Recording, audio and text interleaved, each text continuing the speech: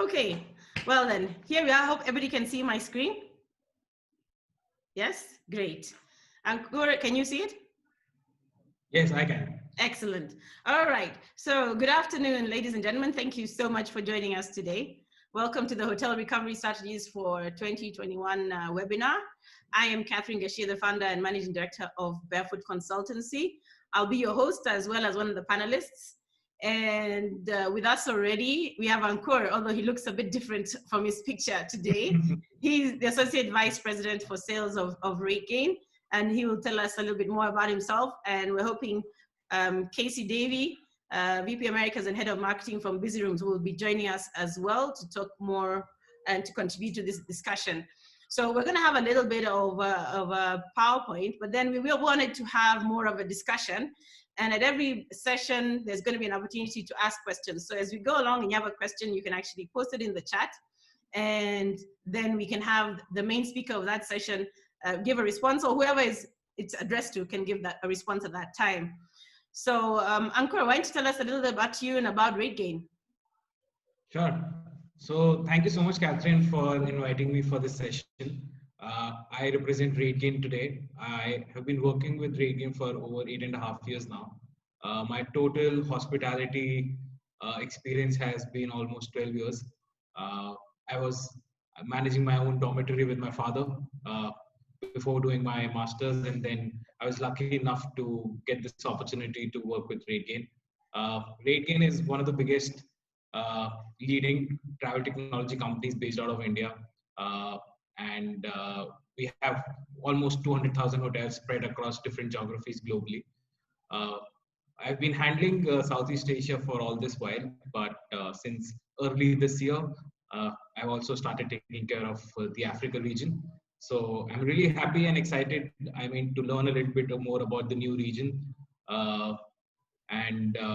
Africa is a very interesting landscape. I think it's very different from the other markets that I've taken care of in the past. There's a lot of retreat, there is a lot of camps, there's a lot of safaris. So the entire product portfolio of Africa is completely different. So that's where, there's a lot of education that hoteliers in this part of the world need, because they need to kind of reach out to a global audience which is used to absorbing a lot of different products.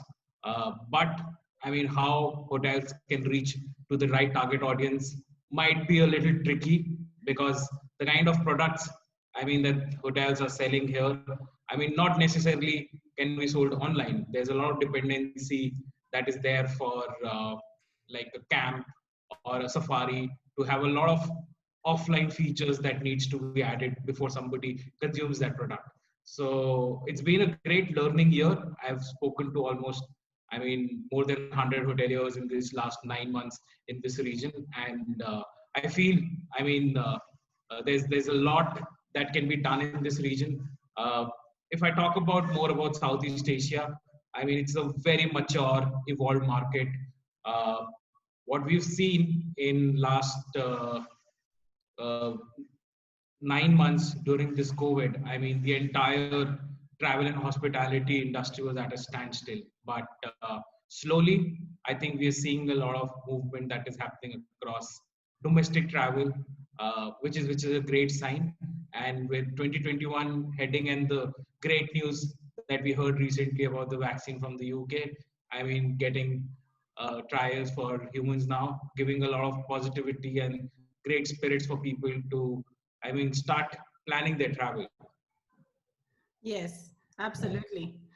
Okay, I think, do we have any update on Casey? I think Casey will introduce himself shortly, but Casey is from Busy Rooms Central Reservation System. And we, as Barefoot Consultancy, we've partnered with both Busy Rooms and RateGain in order to provide a very holistic solution to our clients. We may be based in Kenya, but our services are available, wherever you are, we are. Like, I think we're in Bali and we're in Kenya right now. So our services go across borders. As Barefoot Consultancy, we are a hospitality advisory firm offering services from feasibility studies to the other end of the spectrum of asset management. And then in between, we come in with our strength where it's all about the money, which is under revenue management and being very strategic in how the business runs either from a technology point of view, from the team point of view, from the cost behind every single sale.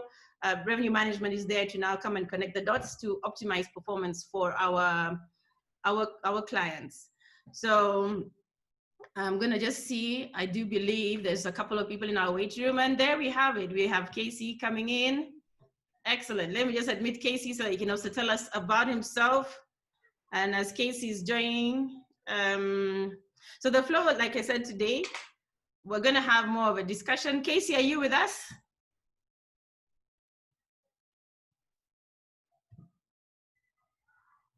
Hello, Casey.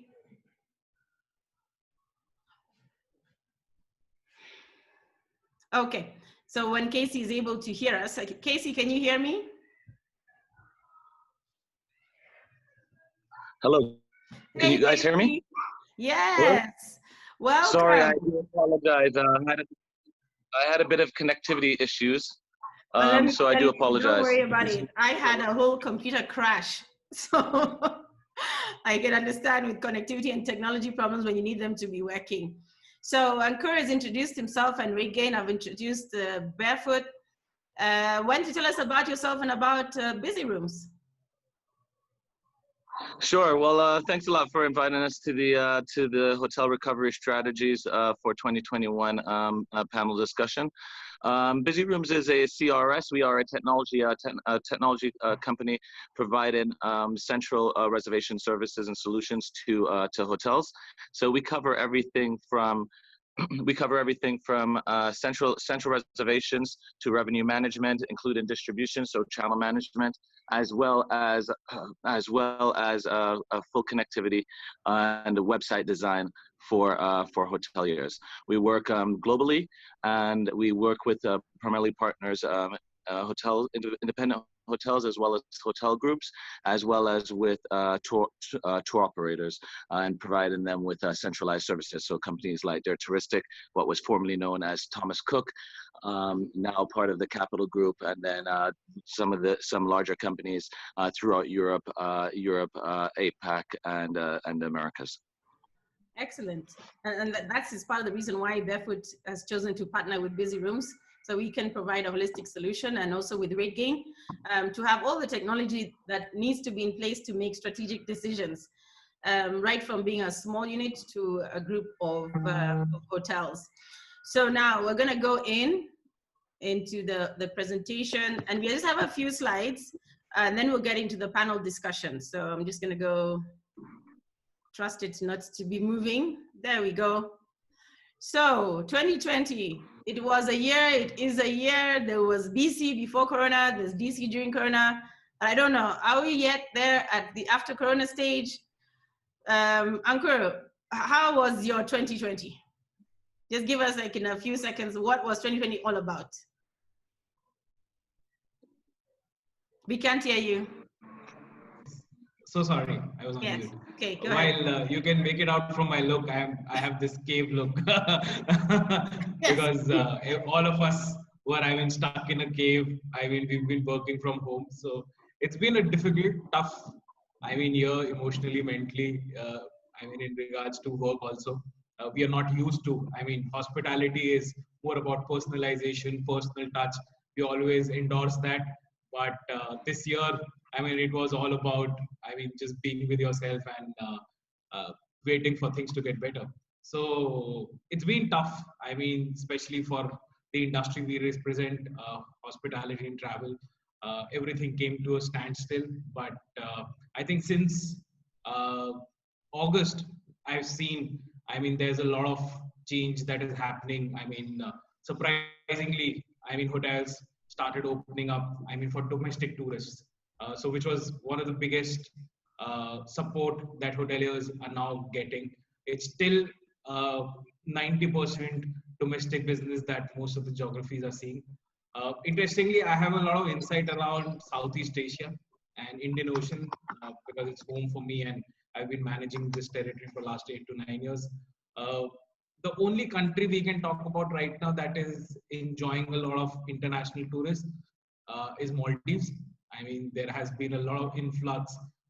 There has been a lot of airline support because of its connectivity through Middle East, that Maldives has really enjoyed, a kind of pickup in their occupancy. And I was just talking to one of my friends in one of the hotels in Maldives, and they're saying that New Year's seems to be at par with what forecast they were looking at before, the COVID happened. So, people are calling it revenge travel, where all of us have been stuck for like 8 to 9 months, and we really want to kind of break free and feel that freedom of being outdoors. So that's something which only right now Maldives is enjoying.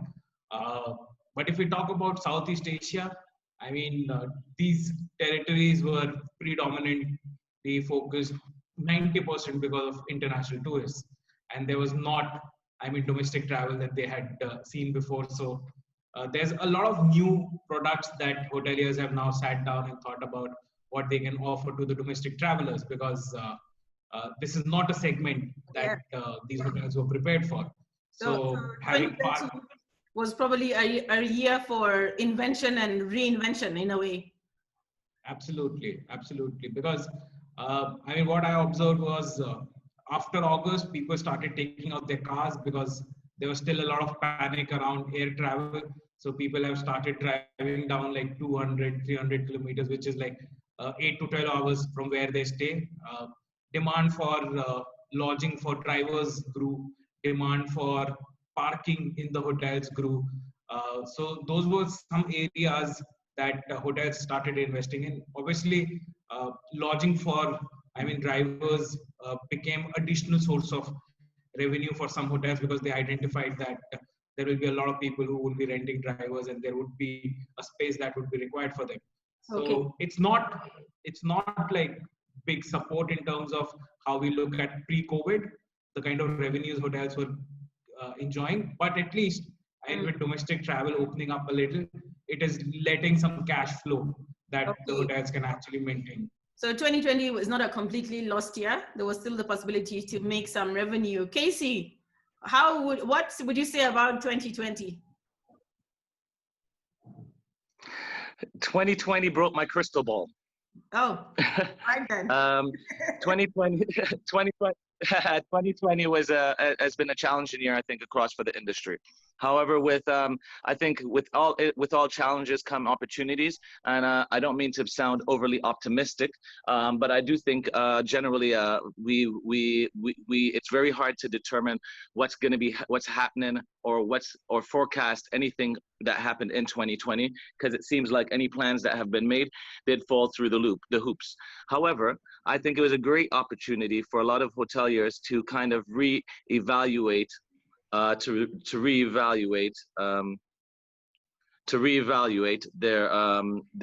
their strategies, especially within the domestic market. As I said, we work globally with hotel groups and independent hotels independent hotel groups, as well as with vacation rental companies. And what we saw was, a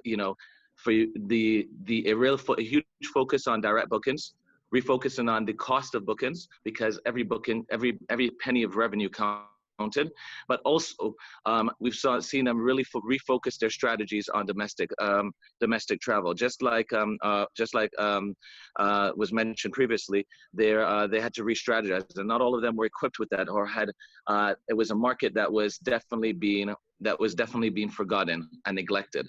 So it's given them the opportunity to kind of refocus on that, and then also to be inventive and creative on how they sell their property. Or their business. Leisure obviously is on the uptake. Businesses are completely slowed down, and we've seen some of our clients, especially in the Caribbean and in Ireland, who went through the process of really focusing on the opportunity of people working remotely and doing longer stay packages. We have a group that we work with in the Caribbean that basically by the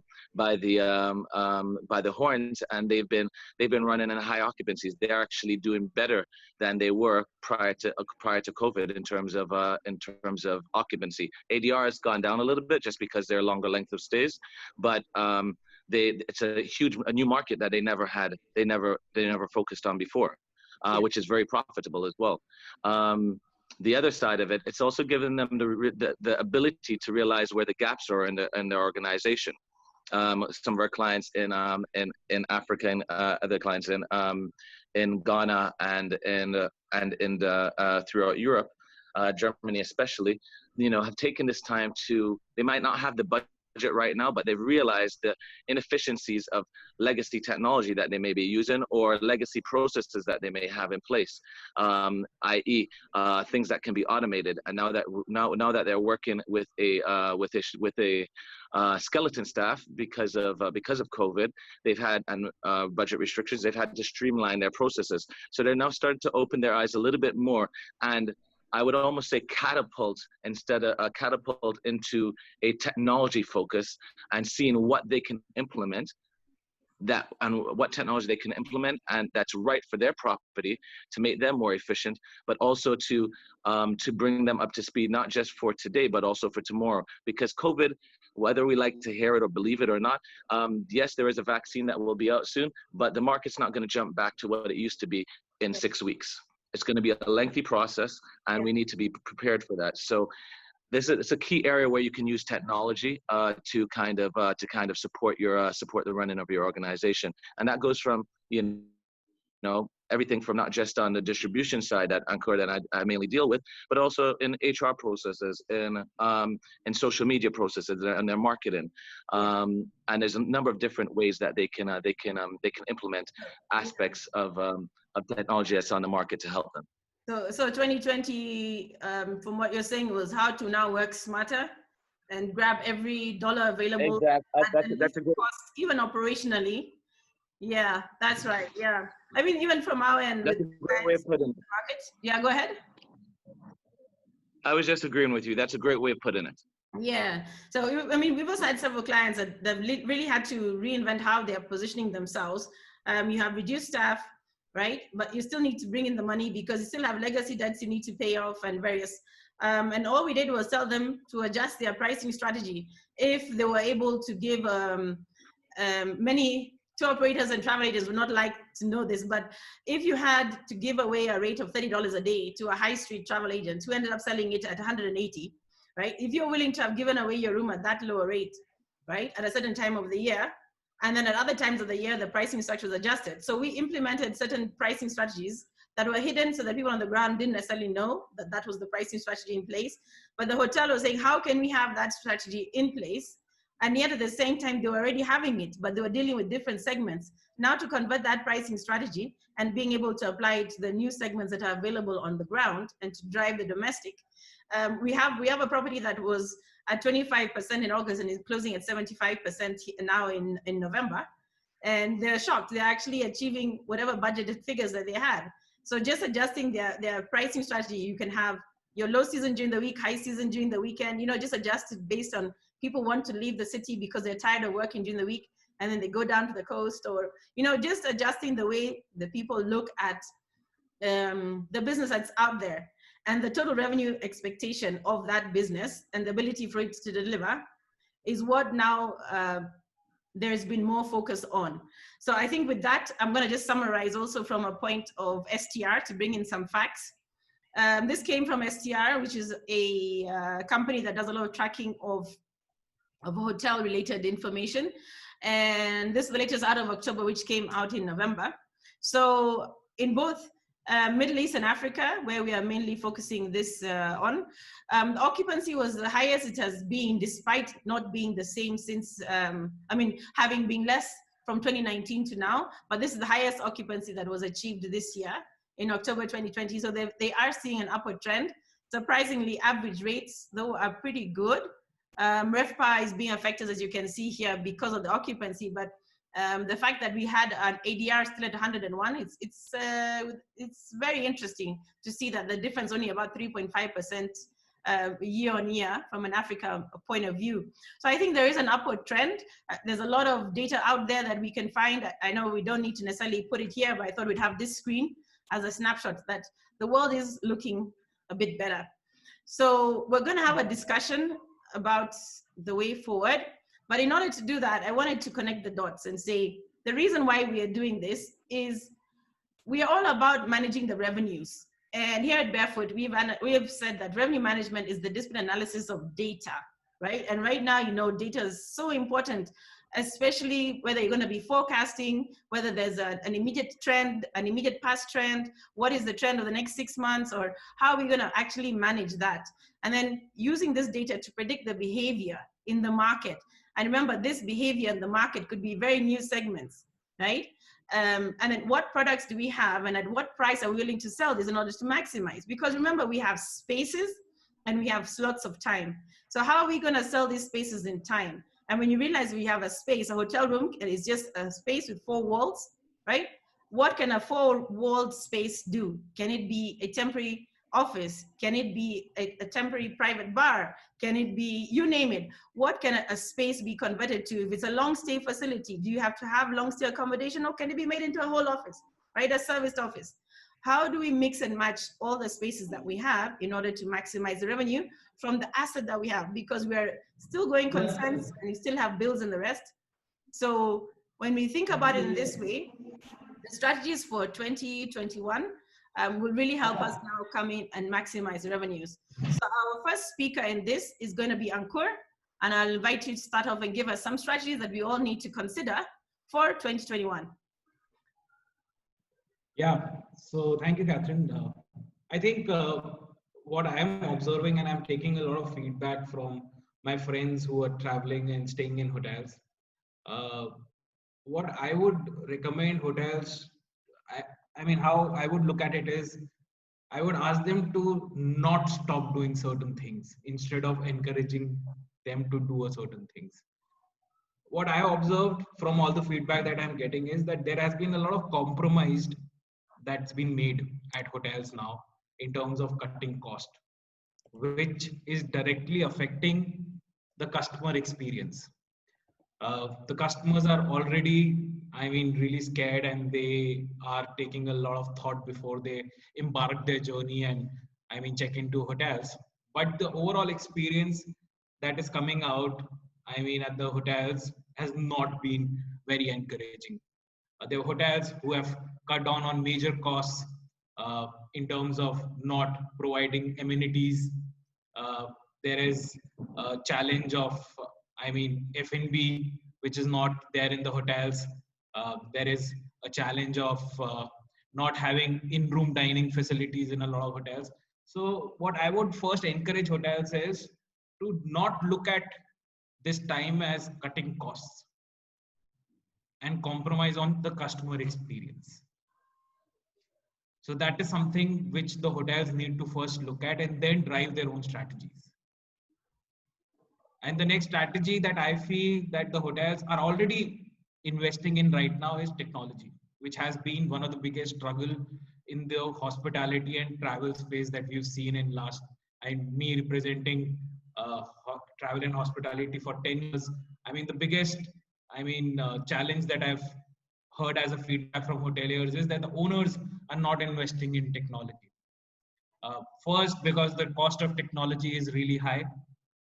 Second, that there is a lot of expansion plan that the owners have, where they want to invest in a new property, expand their portfolio, rather than reinvesting in the same property, which has changed, where hoteliers are feeling that the owners have now starting to come back and asking that what is it that we can have these occupancy levels back. So there has been a pause on expansion plans. So that is a great encouraging news of hoteliers who struggled from the owners who didn't have the money to reinvest in the hotel. So also hoteliers didn't have the time to explore technology. And in this last 8 months, what I've observed is that the hoteliers have been more curious to know what's out there, what is available out there. And at the same time, they've realized their perception that acquiring technology for their hotel is expensive has actually been written off. Because with the adoption that has happened in last 5 to 10 years for these technologies, the cost of technology has actually come down. So the myth that if we need to kind of scale up a certain technology in our hotel would cost us has actually changed. And there are a lot of tech hospitality tech companies out there, which are actually offering a lot of great technology solutions. I mean, something like a Busy Rooms or RateGain are one of those companies which are actually going out during time and supporting a lot of hotels to acquire these technologies at a very, very, I mean, competitive pricing, so that they can support these hoteliers to adopt these technologies. And when the time of recovery has arrived, I mean, hotels are already prepared, I mean, to cater to a certain portfolio of guests with the cutting edge global technology which is there for disposal. So I feel, I mean, the biggest roadblock which was there in the past was the adoption to technology, which I believe will change now. So that is something that I feel hoteliers should definitely understand. They should understand that there is a lot of demand for direct booking. Because there's a lot of digital consumption which has happened in 8 months. People are at home. They're spending a lot of time on Instagram, on Google. They're consuming, I mean, a lot of the content. So they need to understand that the content appetite has grown because of either Netflix or I mean, because of other OTT platforms. People are now used to consuming content of a certain quality. So the hotels need to understand their website needs to look sexy, it needs to look cool.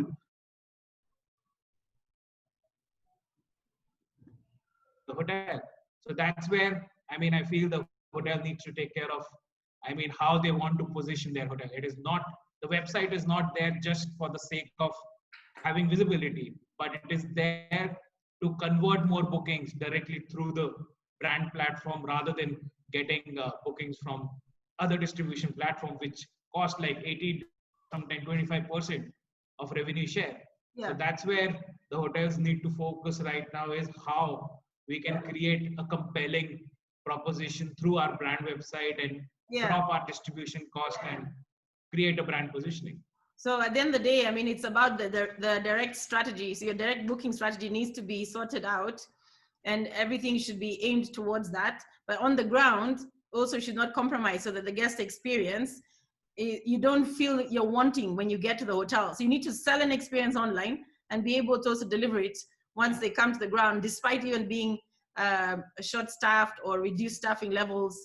So there has to be a complete experience. Absolutely. Okay. All right. Idea is not to avail a hotel on discount and have a discounted experience, right? You are telling a great story through different platforms of creating a great customer experience once somebody has already decided to check into the hotel, the compromises that they observe is in a bad taste. So that is where the hotels have to be very careful that the situation that we are in right now might be not there very soon from now, but the experience will have a lasting, I mean, impact on the consumer, and they might not want to recheck into the hotel because of the compromises which are being made in these times. Okay, so I mean, at the end of the day, we have to remember that we are hoteliers. We have a brand promise that we had sold to the guests, which is why they made the decision to stay with us. And we have to deliver it on the ground, corona or no corona. And yes, we have our safety measures and the rest. But at the end of the day, in order for us to have continuity and loyalty and be able to also garner the right price point for the business that's coming in, we have to deliver on it. We cannot continuously compromise, or even if we do discount, you can't discount to the point that you're destroying your brand and then you incur costs when the guest is staying with you that you can't meet. So it ends up being that you end up paying. We had a client that at one point we were dealing with, and even prior to this corona situation, we were trying to help them out. And we discovered that they were very popular for conferencing. So they decided that they're going to reduce the rate to make sure that they get everybody coming in for conferencing. When we did the calculation, they were actually paying $2 for every single guest that was coming for conferencing, $2 and more, subject to how much they were discounting. So they were actually going at a net loss for having all these conferencing people coming to this hotel, but they couldn't understand it.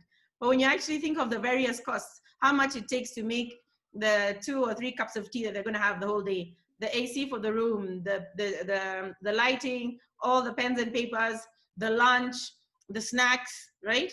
And then the cleaning up afterwards. it's probably going to be what, an average of about $12 to $15. And this organization was discounting from that level down. So I'm like, you've really got to understand your basic costs right now in order for you to price right.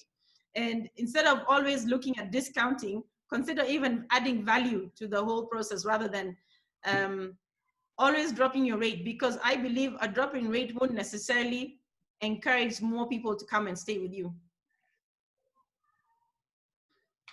Casey, what do you think? No, I agree with you 100%, and it ties into you know, what we've discussed with regards to flexibility in your policies. I think one of the things that we were the industry on a whole was a bit slow at the beginning with. I don't know if the right word would be being empathetic to customers, and we saw a lot of negative feedback to some of the OTAs feeling it, but and definitely the airlines got hit on it. But cancellation policies, being flexible with your cancellation policies, and you know, and allowing guests to be able to change their dates, etc., was something that I thought we as an industry could have reacted to a lot quicker, and it wouldn't have left a negative impression at a lot of guests who were traveling, especially in the early months of Corona, and also have stopped or delayed bookings for hotels because of all of the negative press that was around of people booking and not being able to get a refund, or not being able to change dates. And we should have been this should have been almost a cohesive response across different market, across the industry, and so, you know, in terms of reacting to this. Okay. Sorry, my video was a little bit off. I do apologize for that. No problem. Ankura, back to sorry, you. yeah. So yes, so I definitely think we could have done a better job at in terms of looking at payment and cancellation policies. One of the things that we always encouraged hotels in the early days, and we still do, is that right now the world, the globe is in a state of flux. We don't know when we're going to be able to travel, but people are so hungry, and there's such a fever for to travel or plan their next vacation, because they're at home, they have the time on their hand, they're looking at a lot of Netflix, discovering new destinations, which piques their interest. Offer vouchers, sell vouchers. Vouchers are a great opportunity to give someone a deal for today that they can use within the next 12 to 24 months. There's nothing, and at least that can assist in building up your bottom line, because at the end of the day, we're here to offer, hospitality, to offer that experience. But at the end of the day, we also need to make revenue. So if you can generate some revenue for your hotel by selling vouchers at this point, that gives them the opportunity to use it at a different period, or even coming up with creative packages, especially for going back to the staycation strategy. There's a huge opportunity there for hotels to kind of generate some revenue at this time. Okay. Excellent. Ankur, you want to add more points from your end? Yeah, absolutely. I think, these are tough times, but the hotels should not forget that it won't last for too long. And we need to kind of prepare ourselves to identify what are the opportunities which will come up from, all the learnings that we've had in these last 8 to 9 months. I see a lot of hotels actually trying a lot of new strategy. Especially in terms of what Casey just mentioned, vouchers. I think it's very active. There are a lot of aspirational hotel brands across the world, and people have always thrived to, experience those properties, but they've been out of their reach.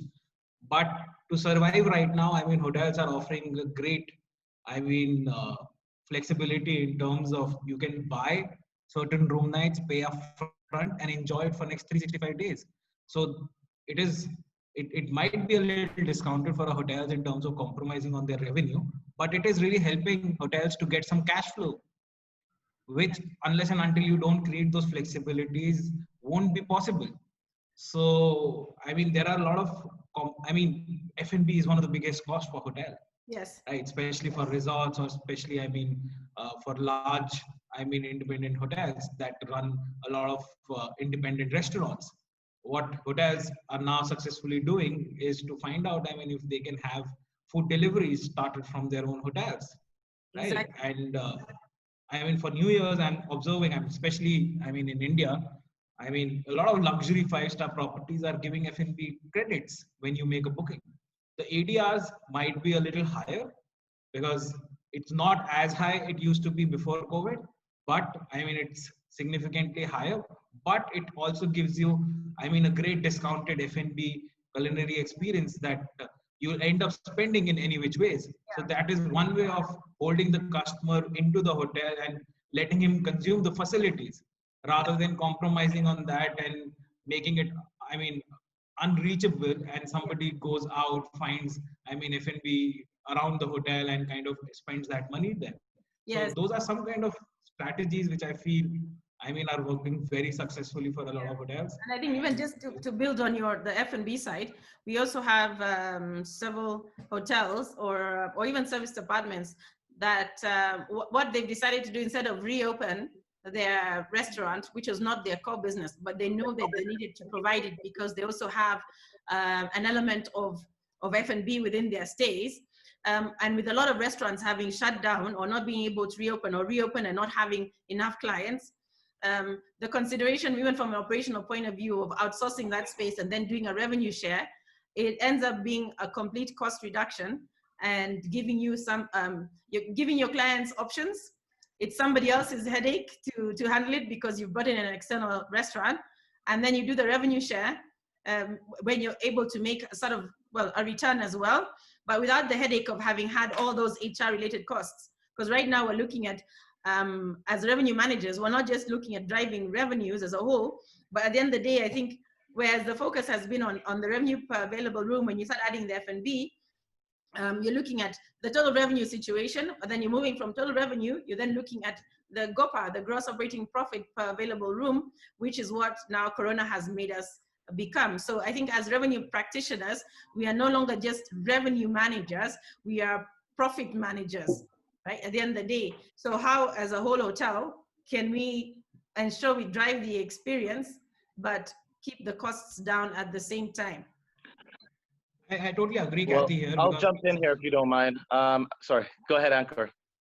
yeah, I'll just take a minute. So I've seen a lot of revenue managers who feel a little suffocated because of the owner's mandate to focus only on occupancy. Yeah. Right. True. Which has been, I mean, a big struggle for most of the revenue managers. But now the good thing is that owners have actually realized the importance of GOP power, right? Because I mean, there's no point selling your entire inventory if you're making negative revenue. So those are the, I mean, positives that have come, especially, I mean, where revenue managers did understand it, but the owners' focus has completely shifted because the momentum that they were seeing because of, I mean, business coming in never felt like a struggle. But now when it has come to a standstill and there is a lot of struggle, I mean, owners are also changing their mindset, which is very positive. Yeah, Casey, you want to jump in before I say something? Go ahead. Yeah, I think I'm gonna take a quick walk back through history here. If anyone remembers, post the 2008 recession, when OTAs were dominating the market. One of the things that happened, I think there's going to be a resurgence here. Whether you like OTAs or not, OTAs are our friends because the average individual. Exactly, but if you work closely and well, and you work strategically with an OTA, it can be your friend. What unfortunately a lot of hotels do, they register, they sign up with an OTA, and then they leave it to hopefully for them to sell on its own. But if you work closely with your account manager, there's lots of things that can do. And OTAs right now are offering tons of offers and specials with collaborations with hotels. I'm gonna throw in a big caveat there and say, right now you can have the OTAs, but no, I think we're gonna agree here, right? And I think this is where you need to really focus on your distribution landscape. Okay. Driving direct is great. However, and driving direct is the area that you can definitely optimize in terms of profitability. But there is a cost to driving direct bookings. You have the booking engine, and you need to have a good booking engine. And we can talk a little bit more about the type of technology or the kind of a quick checklist that you should have when you're looking at a property from a basic point of view. Okay. Different properties are unique depending if it's leisure, city, hotel, if they offer tours and excursions, etc. So their requirements are going to change. But one of the things I think we need to also take a look back is that if you guys would recall, the term that was very popular back then was the billboard effect.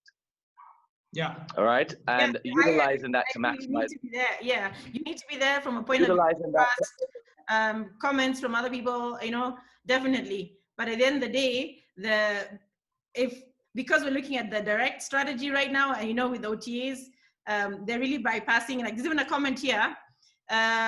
We have one big gap in Africa, focus on OTAs. Most OTAs are inclined on Europe. This is from Profit Hospitality. America's Asia business at times like this. Africa business is the main support and should be focused on. And having a good channel manager matters. So that's about the technology. So how do you think the OTAs could help us with Africa strategy? I think there are a couple OTAs that do focus in that you know, in Africa. I'd have to pull out the list to give you names specifically. However, you know, we've been doing the work with for example, in Ghana, we did some work with ministry. It was via the Ministry of Tourism, but in creating a platform for hotels in Ghana.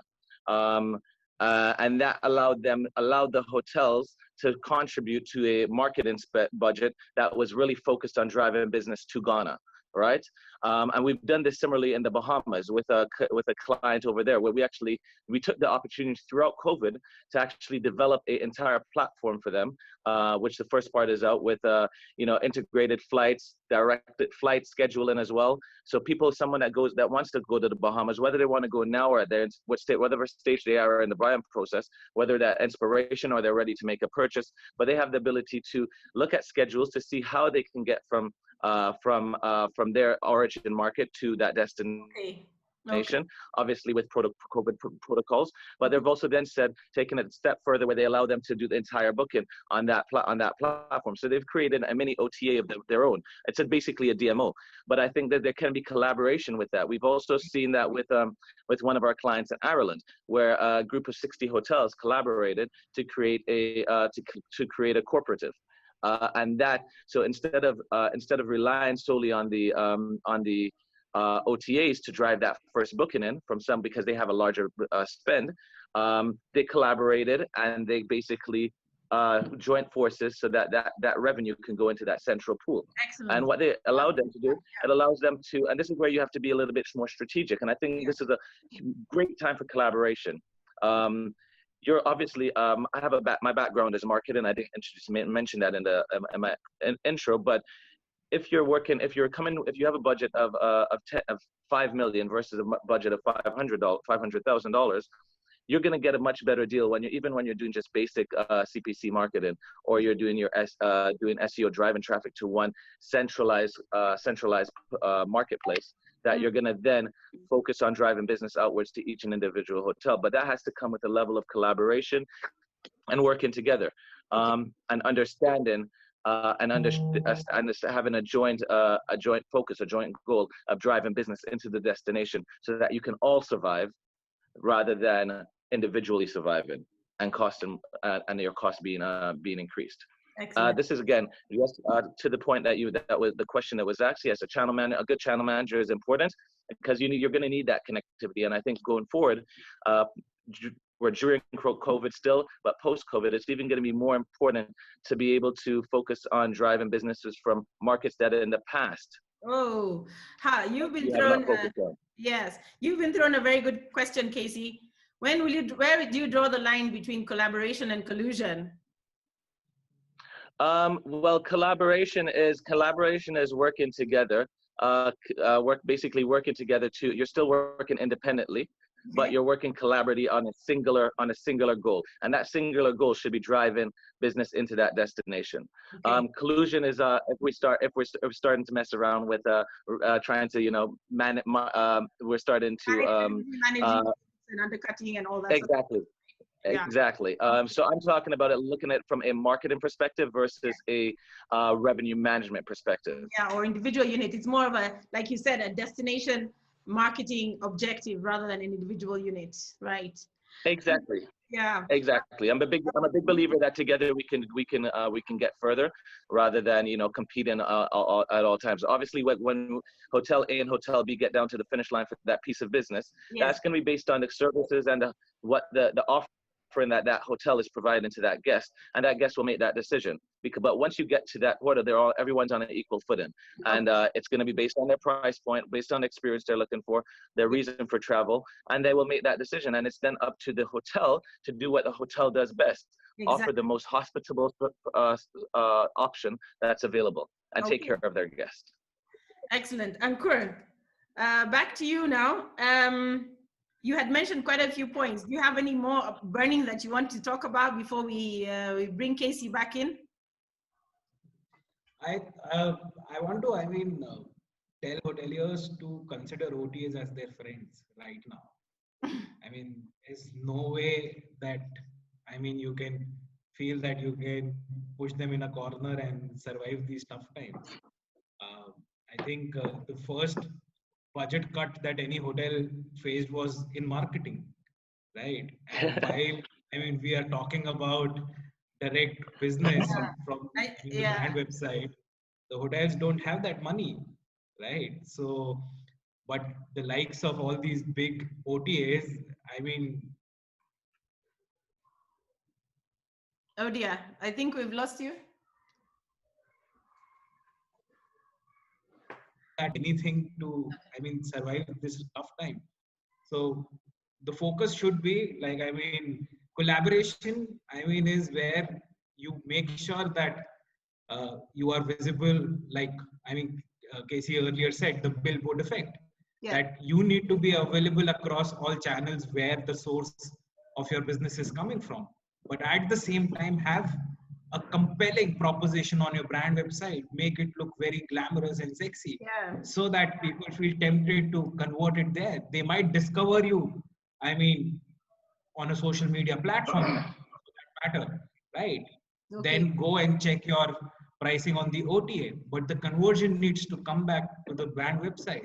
Where, and then also that same OTA reference can be incorporated also on the website, so they can have sort of a pricing reference and easy access to it when they're on the website as well. So you need a good booking engine, good experience on the website that you sell in advance. And then maybe if somebody wants to do a rate analysis, there can be a little icon there as well. So again, it's having your brand.com give you your one-stop shop. So it is, when they want to do the booking, they can see the rates because they can compare with OTAs. And then you have your best rate guarantee on your website so that you can conclude the booking. But if you don't have a booking engine or a payment gateway or so your whole brand offering needs to be complete in itself when it's for the clients to actually want to book. So converting. Yes, Casey? I'd like to summarize what you just said there. I think what we need as a hotelier when it comes to direct bookings, billboard effect is a easiest, cheapest form of marketing. For a hotelier's point of view, right? Because once you get that customer, they can come over to your website. But what's very important is, yes, a sexy website is great, and we need to have a sexy, easy to read. Everything should be very, very, very straightforward. The worst experience is when an individual reaches to a potential guest is on your website and they have to search for information. It should be intuitively displayed so that it's a very simple, seamless flow. Also, going back to cancellation and payment policies, at this point in time, it's so important to work with making sure those are very visible, letting them know and communicating that you have your COVID-19 health safety protocols in place, so they feel safe.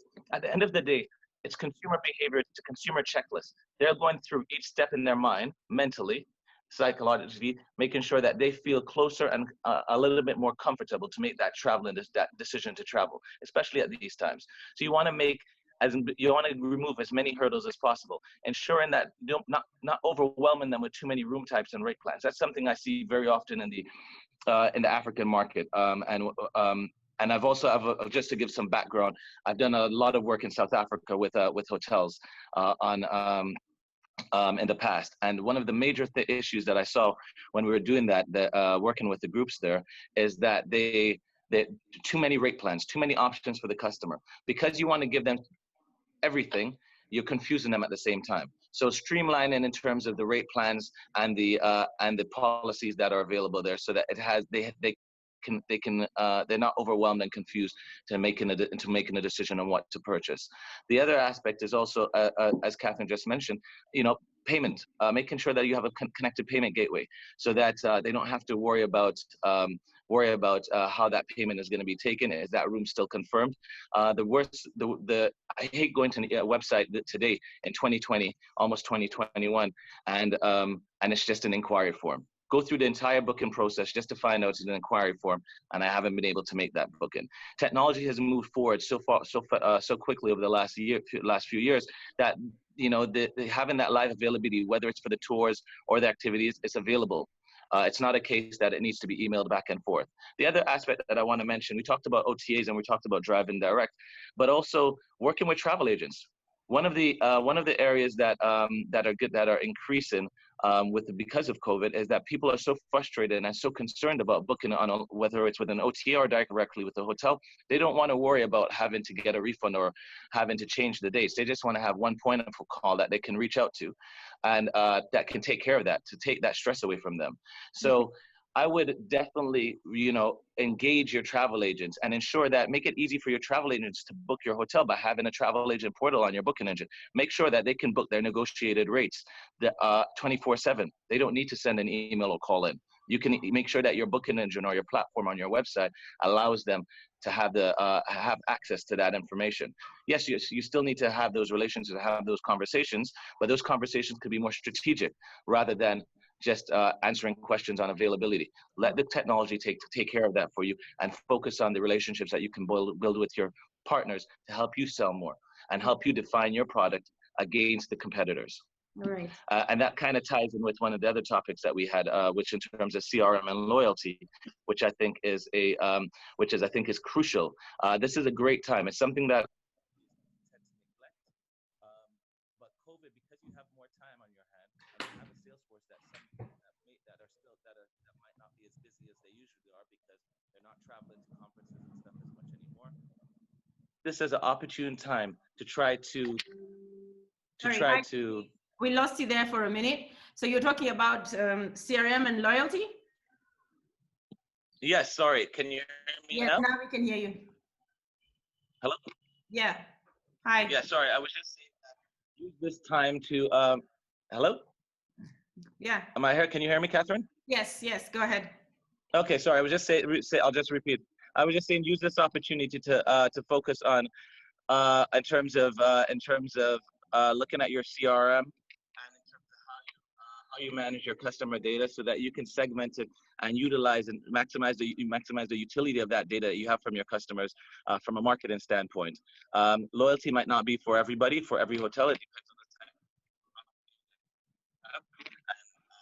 type of guests that you actually have. A centralized can better serve them if they are repeat guests. If they're not repeat guests, trying to inspire them or have them inspire their friends and their network to maybe visit your hotel. And making sure that information is connected to your PMS or your CRS, or as Catherine alluded to earlier, trying to have as much of a holistic system as possible, so that you don't have multiple silos of data that you can't understand or you can't access to, or that you can't have a central viewpoint. And that's why I would always say centralizing data is a key area that people should, every hotelier should be focused on. Have all of the silos that you've centralized into one lead-in system. That's going to make it much easier for you to do analysis in the future. It's going to make it much easier for you to be strategic in the way that you go after markets, and it's also going to identify potential opportunities that you may have overlooked in the past. Using an example with a client that had no idea that Switzerland was a major market for them, because the bookings all came through most of the bookings were coming through Booking.com, and but it was going through an agency. So the agency was in the UK, but they had a huge opportunity for market, and all of the guests were coming from Switzerland. Okay. If you don't identify that Switzerland could be a market for you, and then look at maybe an OTA that works there, or travel agents in that market, or even doing direct campaigns there, unless you have that data and you can actually dig into it and review it and assess, make some strategic decisions, it's going to be very difficult to do that. So I'm big on in terms of having an ability to centralize your data into one platform. And that doesn't matter if you're a small hotel or a big hotel or a group. Okay. It's the level of importance is all the same. All right. So I think, I mean, at the end of the day, revenue management is sort of the glue that is going to put all of this together, because if you don't have your segments sorted out, and your segments, whether they're the new segments, the old segments, if you don't have the data that Casey, you were talking about, right, in a centralized place and sorted out relevant to the information that is actually there. Because, for example, you're talking about Switzerland, right? I mean, we've had so many clients when we go to the hotels and they find that the main country of origin is Afghanistan, for example. And that's because in the PMS, that's the first country. So you have front office that has not bothered to sort out the source countries when they're doing the bookings, right?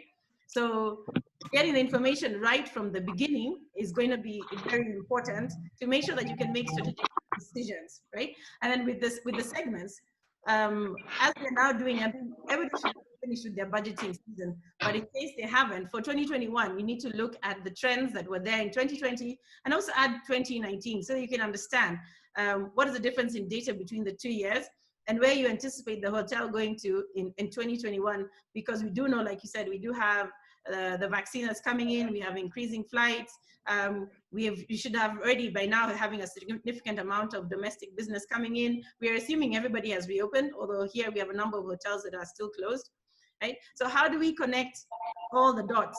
Making sure for 2021 that you have a revenue management strategy in place. And this is going to be the glue that keeps your sales, your marketing, your finance, your front office, your reservations, everybody in track is going to be very key. And the basis for revenue management is your segments. Do you understand the trends of those segments? Have they reduced their length of stay? Have they increased their length of stay? Have they adjusted their booking patterns? How far in advance are they booking? Do you need to adjust your packages? Do you have packages? Are the packages available online? So your pricing strategy, at which point are you going to push out to which market, right? All the pillars of revenue management are going to be very, very key. We talked about distribution, whether you're going to have, do you have a channel manager? Do you not have a channel manager? Do you have a revenue management system? Can you afford to get it? Do you have the team in place managing the systems the way they should be managing it? Right? Do they have the skills? Do they have the training? Everything needs to come together now to make sure that 2021 is, well, it's going to be more successful, because you're going to still have your small teams. You're going to have increased levels of business. What price are you selling at? How are you distributing your inventory? Are you making strategic decisions based on what is happening in the market, what's happening in your hotel? How are your competitors? Are you just reacting to your competitors? How far in advance can you get the information about the pricing strategy with your competitors? Like, there's so many points that one can consider for hotels. Okay, I think if I have a minute, I'd like to add one more point, Catherine, if you have a minute. We talked a lot about technology and a lot about in terms of different aspects of the market, what's taking place. But one of the things I always want to, I would highly advise hotels right now to do, take the opportunity, even though your staff, whether your staff are available, once your staff are available and you're open, use this opportunity to retrain and refocus your staff. Yeah. In terms of the little things, my biggest pet peeve is when I call a hotel, I look at a hotel on booking.com and it's on rate for $220 per night. And then I go to the direct website and it's on rate for $250, $30 difference. And I decide, because I travel a lot, so I call the hotel and I say, Mr. Front Desk reservation, I'd like to book this hotel, but I saw that I'd rather book it directly through you, but it's $250. But on booking.com it's $230. Mind you, on booking.com they still have to pay a commission, and they tell me, they redirect me to go to booking.com and make that booking. Make sure your staff are aware that, or have a system in place. It's very frustrating. It's frustrating, and because it also it's just a black hole that and this goes across from chains to independent hotels to small groups. It's take the opportunity to help your staff look at the ways, especially at this point where revenue is so important. How can, when reservation emails come in, how can they optimize and upsell that individual? How do they communicate with a potential guest? You know, when I get an email, when I do send an email asking about availability, don't just tell me that, oh yes, it's available. Try to give them the power and the tools to be able to upsell and to represent the product that they're selling in the best way and fashion, so that they can convert that guest. That guest shouldn't have to convert themselves. When they call, that should be a if there, unless there's no availability, that should be a confirmed booking.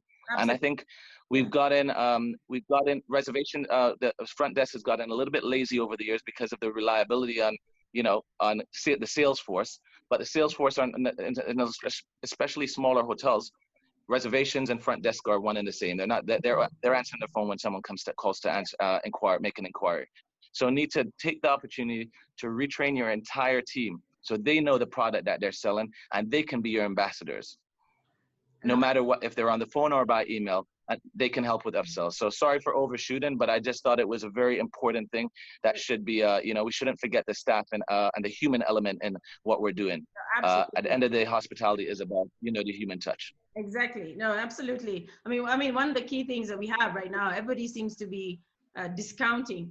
And the other way of going is that instead of discounting, like you said, you can look at the upselling and also adding on. It's easier to sell a room at almost standard rate and give a complimentary, let's say, bottle of wine or dinner. Because I mean, your food cost is probably going to be, 30% or 40% subject. So you'd get an optimal priced product, right? Or a price sale. And then you add on and you give more to the guest experience. And you know they were going to have to eat. But if you can get that sale in advance as well and get the payment in, that will be much better than going on and discounting. Because here we have, one of the pet peeves I'm having right now is that there's a very major hotel in the city, and it has decided to go on a price cutting strategy. It's discounted its rates to the point that it's not even trading in its current star rating, or it's for the brand that is known out there. And it's actually causing a ripple effect that's forcing other hotels that are in its star category to be impacted by that. So they have to step up in order to get that client, because some clients are being diverted. But at the end of the day, if all the hotels decided to have, well, we can't collude, right? But if our pricing strategy is rational, based on the brand and the brand promise and the delivery, because we do have costs, right? It'll be better for everybody. In case of undercutting, keep on adding the value that you need in order to get the client in. And at the end of the day, if the lowest price is going to be on brand.com, right? Communicate that and add value to it and put the fences so that the OTAs don't get offended, right? And then you can look at converting. So, because OTAs are our friends at the end of the day. But I personally believe that the more we can move away from them, the better. Ankur, you've been very silent. What do you say about this? No, I agree with a lot of things that Casey mentioned. I totally agree that hotels have created a lot of confusion by putting everything out there. I mean, what I wanted to add to what Casey mentioned was that majority, if you look at the trend, a lot of conversion is happening through these OTAs mobile apps. So people are searching, people are discovering, people are converting everything on a mobile app. So while you are competing directly, though it's a cooperation with the OTA, but obviously to drive better revenue directly, I mean, hotels also have to focus on making their brand website more mobile intuitive so that it's much more easier and very simple. I mean, channel managers like RateGain have archive of, 4 years of, reservation details, where you can actually check and go back and see that what kind of room categories are you selling. So and we do a lot of such research in-house and recommend hotels that, 90% of your conversion is happening only from 3 or 4 room categories. So why are you creating like 20, 30 room rate plans? So, those things is something that I totally agree with Stacey, that you have to create a very simplified, maximum 3 or 4 clicks, conversion experience, even on your mobile, your direct platform, so that it looks at par with the experience that the OTAs are offering to people to make it much more easier to convert. So I think that's something that I wanted to add here. So I think from up until here, what I'm hearing is that we need to make sure that for 2021, We've sorted out our digital strategy. Corey, that's what you're bringing in the beginning. And then also we need to bring in our distribution strategies and make sure that it makes sense. And if the distribution strategy is going to be part, the booking engine is there, we don't want to have a myriad of rates, right? We want to have certain room types with strategic rate categories or rate plans and packages so that we can actually sell. We need to sort out also our direct strategies to make sure that we have more bookings coming through our own brand website.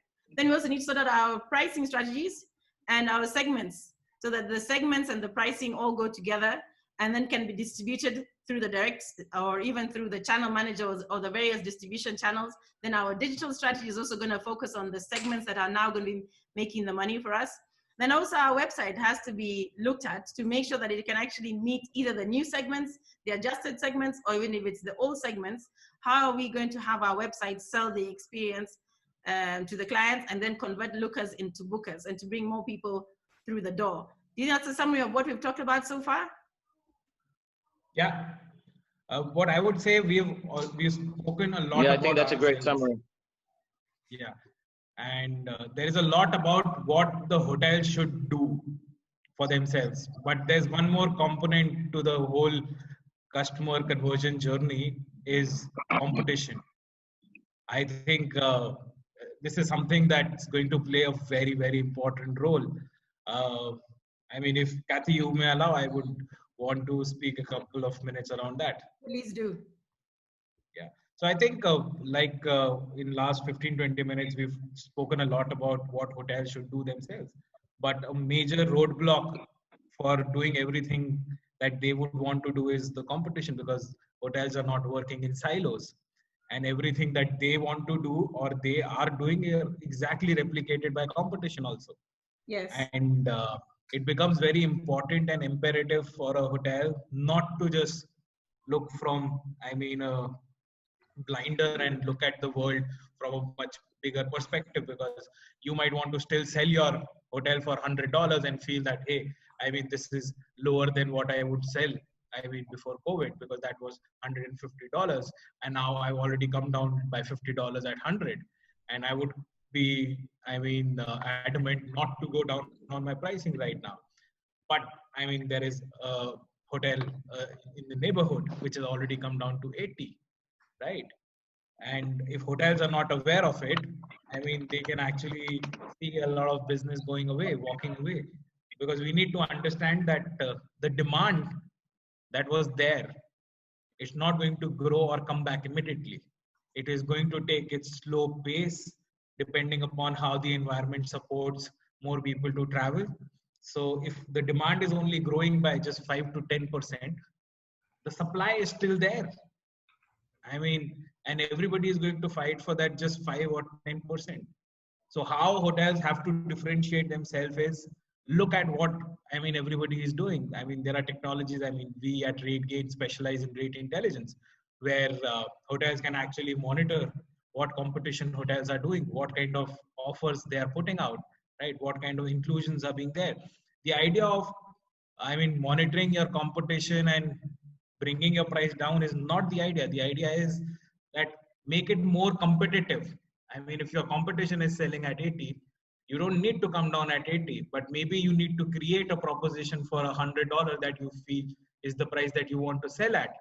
That justifies that it is not an apple to apple comparison to compare an $80 hotel room to a $100 hotel room. So that you offer more value, then you offer discount. It also helps you to kind of maintain, a lot of parity, because sometimes hotels feel that they've uploaded their booking engine rates and the rates are available on the OTA and they're doing everything right. But they wouldn't know that there is a certain OTA which is undercutting them in a certain source market, and the rates are cheaper by a certain percentage and they lose out on it. So it is very important also to understand if the brand integrity has been maintained. Yes. By distributing across, so many channels. So that is something which is something I feel is going to be a very, very important thing at this point in time, because the demand is not going to shoot up. And while I like all these conversations, right? We talk a lot about hoteliers come talk about all of this, hear all of this. I mean, my message to hoteliers is that, I mean, it's not going to be as comfortable to sell hotels that used to be, I mean, before COVID. Mm. I mean, while everybody aspires to bring a lot of business from the brand website, just having checklist of doing what would it take to bring that business online is not enough.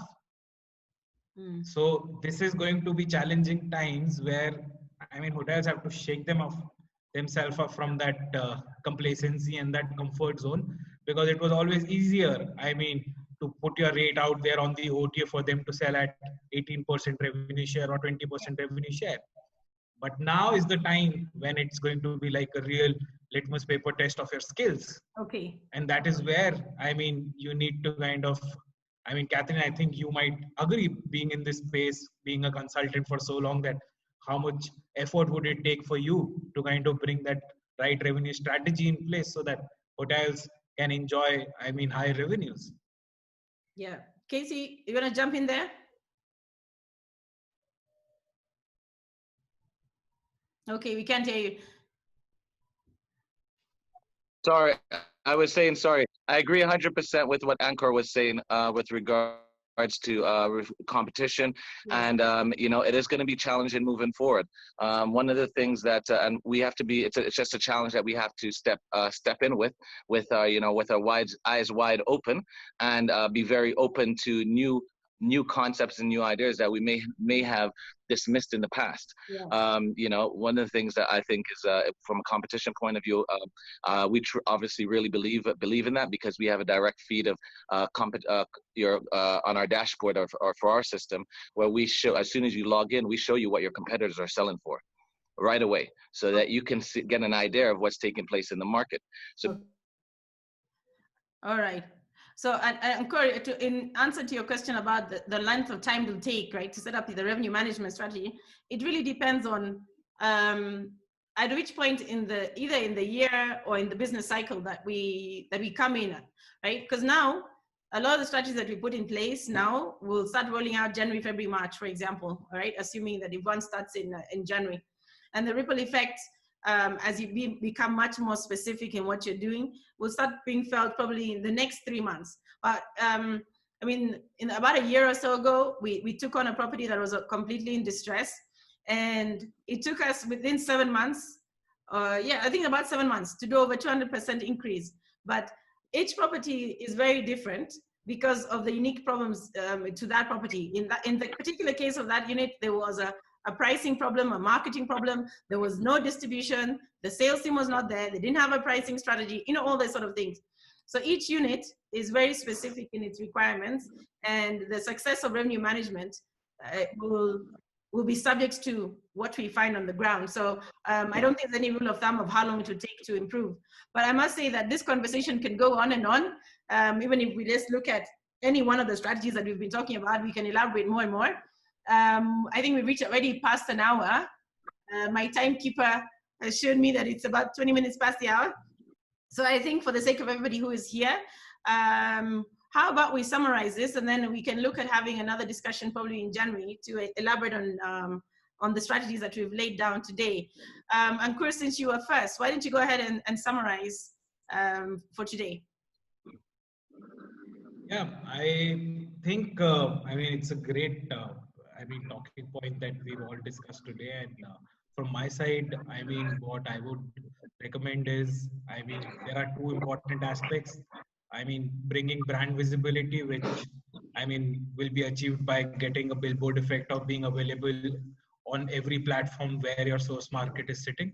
And secondly, just to keep your eyes and ears open around, I mean, what is happening around your comm set, because that might also give you indication around whether it's only your hotel that is not enjoying a certain pickup, or the demand is getting shifted somewhere else. Okay. Casey, your parting shot? Definitely focus on reviewing your distribution strategy, taking a close look at how you can centralize the data that you have in the different platforms that you're using across the business, and definitely look at be, I think 2021 has to be looked at, as I mentioned previously, has to be looked at. Look at your data that you have internally, but look at external data as well, and let that guide you and lead you down the right path. Because I don't think that data that we had from 2018 and even 2019 may be as reflective of what's going to happen in 2021. We don't know where that's going to lead us to. It needs to be referred to as a base point, but we need to take a close look and treat 2021, January 1st, like the first day that you're opening up your hotel. We are all reopening our hotels for the first time in 2021, and we're all going to be competing against each other, but we also need to, this is the opportunity to define your product. I think that is brilliant. Or redefine your product. Fantastic, yeah. So I think for me also to summarize, it's exactly what Ankur and Casey have said. If you're in a pre-opening situation right now and you're going to open in January, one of the key pillars of the business as a hotel is, what is your segmentation? What is your pricing, right? Sorting that out and knowing how you're going to communicate with your segments. It's talking about your marketing strategy, your sales strategy, your distribution strategy. You're literally trying to make sure that all your basics are going to be in place, and then make sure that your team has the skills in order to achieve that. And the technology also that needs to be in place. So you're looking at technology, people, and processes. We need to get those sorted out in order for 2021 to be successful. And here we have from Brian, you have to package your value better than your competition, and pricing suddenly becomes a secondary aspect. So thank you for that. Exactly. Make sure your value is very clear, and your value proposition has to be known by your staff. Your guests also should be able to experience it. How do they experience it? Before they arrive, when they get there, after they get there as well. Okay, do we have any other comments? Anybody want to have any questions? Well, okay, did we have somebody who's come on? All right, so in this case, thank you very much. In case you have any questions for any of the panelists, feel free to email me. Address is cgashie@barefoot-consultancy.com. Well, you find it on our website, right? Okay, I don't know how to use this keyboard. It's a new laptop. I don't know where the @ is. Fine, so everybody, thank you so much. Ankur, thank you. Casey, thank you so much. And everybody who has joined us, thank you. Please feel free to reach out to any one of us, and we'll definitely get back to you with the answers. Thank you, and goodbye. Thanks, Casey. Thank you. Thanks, Kathy. Bye. Thank you. Thanks, Catherine. Thanks, Ankur. Thanks, everyone. Bye. Thanks, everyone. Bye.